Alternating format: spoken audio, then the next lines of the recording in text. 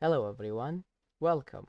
My name is Muntadar Ahmad and in this video I'll be walking you through MAVault, which is a personal and social image gallery web application that I have built.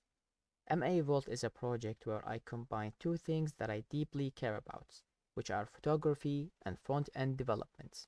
So every image in this application was either taken by me, like this one for example, or this one, or taken of me by someone else, like this one for example. And the idea behind this project is to create a real-world production-like application that focuses on performance, user experience, and the clean overall architecture. This application allows users to upload high-quality photos, explore others' work, like, comment, and bookmark images, and also customize the user profile for any user. So the idea is to create something that feels both personal and social, so it's not just a gallery, but a creative space that I have built for people to connect through photography. About the tech stack, I have used React alongside TypeScript for scalability and type safety. I have used Tailwind CSS for styling, React Router for client-side routing, React Query for server state management, Supabase for authentication, authorization, and database, and Framer Motion for animations. I have also used tools and libraries like React Virtual, React Drop Zone, and more, and all are listed clearly in the GitHub repo for this application. I will leave the links for you in the description.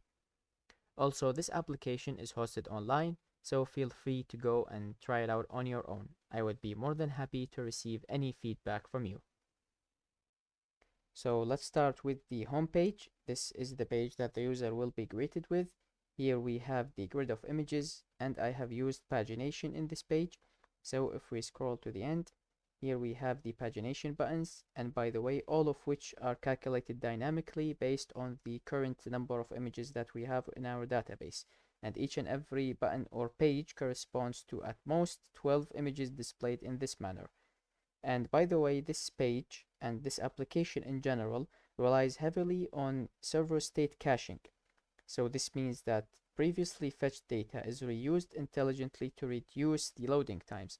So for example, if we went to the second page, here you saw briefly the skeleton loaders for our page. But if we went back to the first page here, we experience no delays and we see no skeleton loaders because these images and the metadata for images are stored in the cache, primarily using React Query. And also this page, as with all the other pages, this is fully responsive. So if we went all the way here, also we can see less pages or less pagination buttons here based on the current page size. And by the way, don't mind this error because this is an authentication error. We will solve shortly after we just sign up or sign in. So back here, we can search for images, for example, or the images with mountains in them, let's say, or mountain. This search is based on the images tags we will explore shortly, and the image title and the image description here. And also, we can filter based on the 4 categories that I have provided in this app. Filter images based on the sky category, for example. And we can also sort the images based on the release date or the popularity. And of course, the popularity is calculated based on the number of likes here. And I think that does it for the home page. Let's move on to the explore page now. So moving on to the explore page, here we have the explore feed that displays images using infinite scroll, powered by React Query and React Virtual. So this is to ensure that minimal memory is used and to ensure fast rendering even when large data sets are in the database. So here we have 2 scrolls, one for the overall page and one for the infinite scroll div here. So we can just take a look at it. Here we see that new images are being downloaded as we go down. And if we went up here, we can see also here we can filter and sort the images, and also we can view the images details for one image. For example, if we went to this one, Here we can see all the info related to this image. Here we see the publisher and the publisher avatar, which is me, by the way. This is the publishing date and the views count, and by the way, this is a fully dynamic number. So if we went back, for example, and no, not this one, we just went here again, this number would increment then. Here are all the tags related to this image and the dimensions of the image. This is the max dimensions that I allow in this application. I optimize the dimensions based on the image itself when the user uploads the image, and we will take a look at that shortly. Here are all the comments for the image, and any user or any authenticated user can add a comment, can like the image, save it, and any user in general can download the image and share it. So I think that does it for these two pages. And of course, in this page, I have another link to the uploading or to the upload page. So I think that does it here. Let's move on to the upload page. So now let's move on to the upload page. And here, since we are not authenticated yet, we get this warning that we need to be authenticated in order to access this page, because in this application only authenticated users can upload an image. So this will then redirect us to the sign in page, and right here we have a redirect param that will lead us back to the upload page once we are authenticated in this page. So for convenience, since this is meant to be a short YouTube video just to give you a quick overview of this application, I will not go and sign up for a new account because this will take me through the email confirmation process. So I'll just use one of the demo access accounts that I have provided in order to gain quick access. So after I am authenticated, I will be redirected back to the upload page. And this is one of the core features of MAVault, because this upload system is where a lot of the technical work went in when building this application. So here a user can upload an image extension with PNG, JPG, JPEG, WebP, HEIC, and this one was the trickiest because this is the extension for iPhone users. If you are on iPhone, you would know what I mean. This is a high quality image and is not supported natively by browsers. So all images in this application, first, when a user uploads an image, all images are converted to WebP extension, compressed and resized on the client, and then optimized before being sent to the Supabase bucket, which is the service that I am using to store the images. So this would drastically reduce the file size while preserving the quality and improving the performance and storage costs. So the upload experience here also supports the drag and drop using the React drag and drop library that I have mentioned earlier. And here we input all the data about the image itself, the title, the description. The title, for example, and the category are like a must-have for each image. Here we choose one of the categories that I have provided in this application, and then we click upload. Feel free to go and upload your own images. I would be very happy to see what you have to upload to my application. So now we move on to the about page. Here is just an overview of the application itself. So this is some text about me, about my coding journey. Feel free to go and read it on your own. Here we go to the profile page, and now let's just talk about the profile itself. So here a user can view their data, for example, username, bio, and so on. These are general stats for the profile. For example, I have uploaded 17 images from this profile, liked 5, and so on. Here a user can view their liked images, all the images they have liked, or all the images they have uploaded to this application, or bookmarked, for example, all the images that they have commented on. These are all the individual images that I have commented on from this application. And from here, a user can update their data. They can update the user avatar from here, for example, the username, the bio, the location. But the email and this dates are clearly read-only data. I haven't set the ability to just update them. And I think that does it here. Also, I just want to quickly note that I have a command palette for a wide application search, for example, and control. So we can search here for commands, routes, for example, the about route here will just be redirected there. And also I have a dark theme. We can just toggle it from two places, and we can sign out from our account from here. So yeah, I think that does it. That was a quick overview about the application itself. Also, I have a navigation menu for mobile, for example, right here.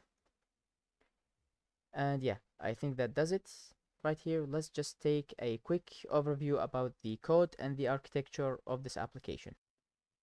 So now let's just take a quick look and a quick overview on the architecture and code of this application.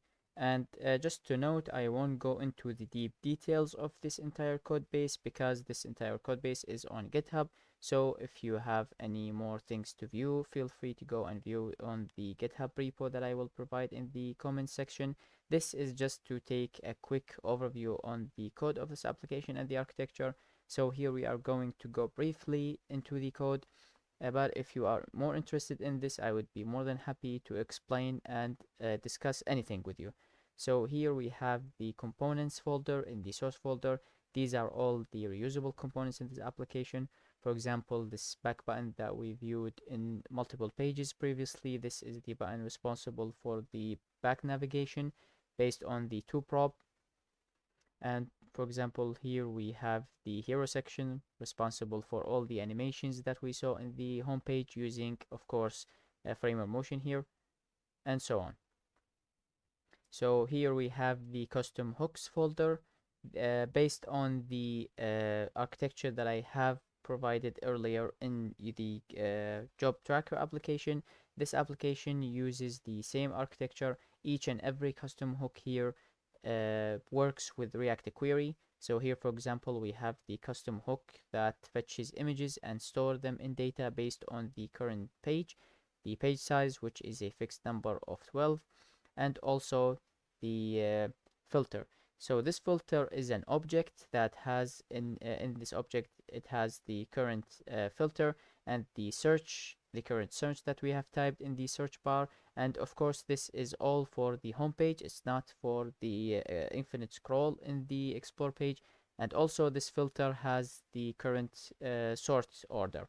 So, for example, here in the query key, we have the images prefix for each and every dataset and the current page. So, if we, for example, let's say we are currently at the first page, let's go to the second page. And for example, let's filter based on the nature category here. And let's say we want the most popular. So these are three tags. Here we have two for the filter and one for the current page. So if we went back, for example, here we have most popular, nature category, and the second page. If we, for example, let's say reset this, it was no, not most popular, most recent. Let's say here all categories, and let's say we went to the second page.